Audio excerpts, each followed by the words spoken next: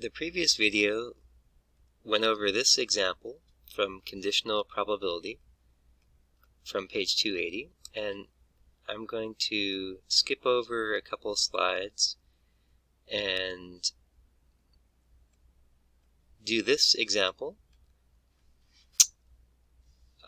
And this example goes over how you would use conditional probability. What would you use it for, and what's the meaning? And here's some background on conditional probability. When you calculate conditional probability, one use is that it can help you to determine whether or not two events are dependent.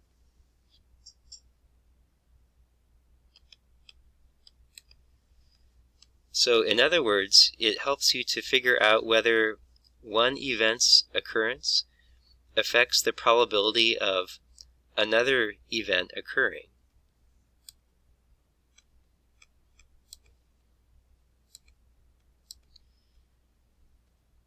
And here's an example of that.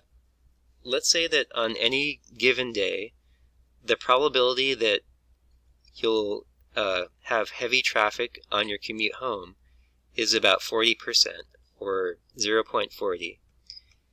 One way you could write that is the probability of heavy traffic is 0.40. Let's say that you want to figure out whether rainy weather has any effect on the probability of heavy traffic. So you conduct a study, and in your study you want to calculate this conditional probability. That probability will tell you whether rainy weather, whether this event, is having any impact on this event, heavy traffic. So you do your study, and let's suppose that you get this result. The probability of heavy traffic when there's rainy weather is 0.40. If you got that result, that would show that rainy weather has no impact on the probability of heavy traffic. Whether or not it rains, the probability of heavy traffic is 0.40. It was 0.40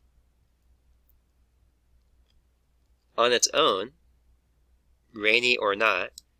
It's still 0.40 even when you consider rainy weather.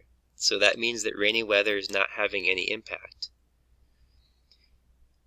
But on the other hand, let's say that you do your study and you get this for your result. You find that the conditional probability, heavy traffic given rainy weather, is 0.75. That would show that rainy weather does have an impact on the probability of heavy traffic. If there's rain, the probability of heavy traffic increases to 0.75. Whereas without rainy weather, the heavy traffic is just 0.40.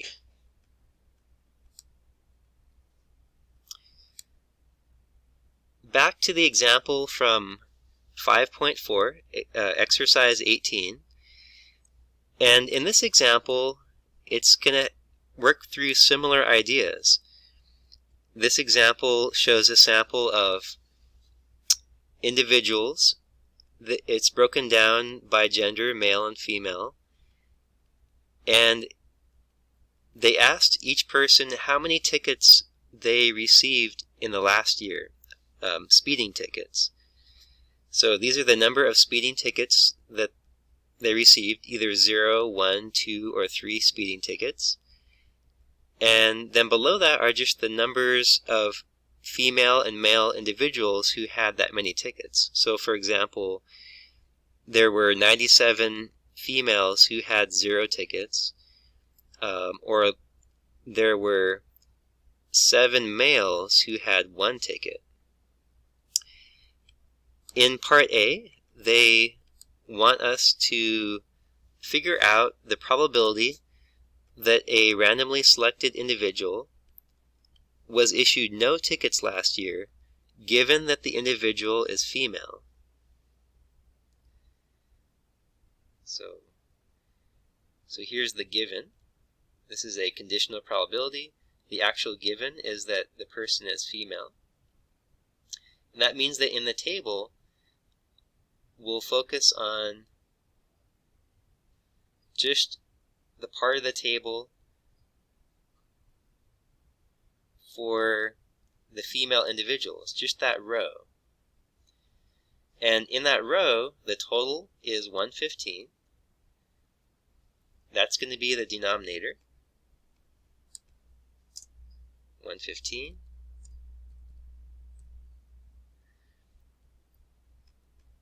The number of females in that row with 0 tickets is 97, and that's going to be the numerator. So work that out.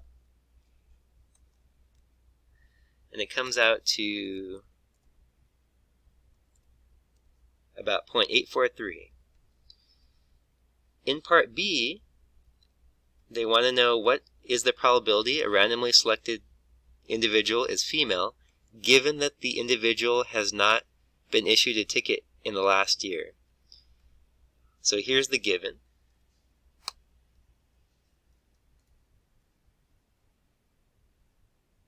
This time the given is that the individual has not been issued a ticket. And so when you write it out, the given is 0 tickets. And so in the table, that means that this time we're focusing just on the column for 0 tickets. Within that column, the total is 168, and that's going to be the denominator, 168. Within that column, the number of females with 0 tickets is 97, and that's going to be the numerator. It comes out to 0.577. In part C, they want us to use the results of the survey to figure out whether female individuals are more likely to get 0 tickets than male individuals. And what they're really asking is, does the fact that you are female or male have any impact on whether you had 0 tickets?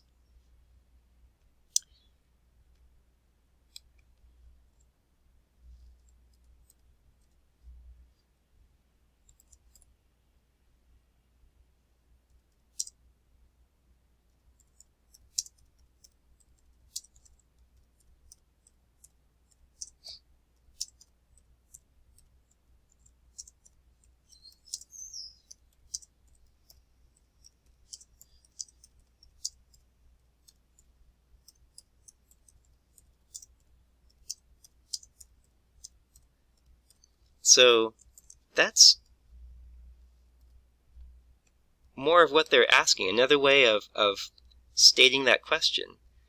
Does the event of being male or female impact whether or not you had 0 tickets? So we'll want to find 2 probabilities. This first one, probability of 0 tickets given that a person's female, and compare it to the probability of having 0 tickets given that a person is male. This first one we've already done in part A. Same thing.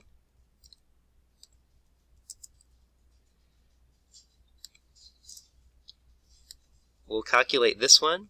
So going back up to the table, the given part is that the person is male. Go up here. That means that we're only going to focus on the row for males. And within that row, the total is 82, and the number of males with 0 tickets is 71. So that probability is going to be 71 out of 82, and that comes out to about 0.866. So comparing the two, the probability for the males is higher, and so the answer for this question would be that that males are more likely to have 0 tickets than females.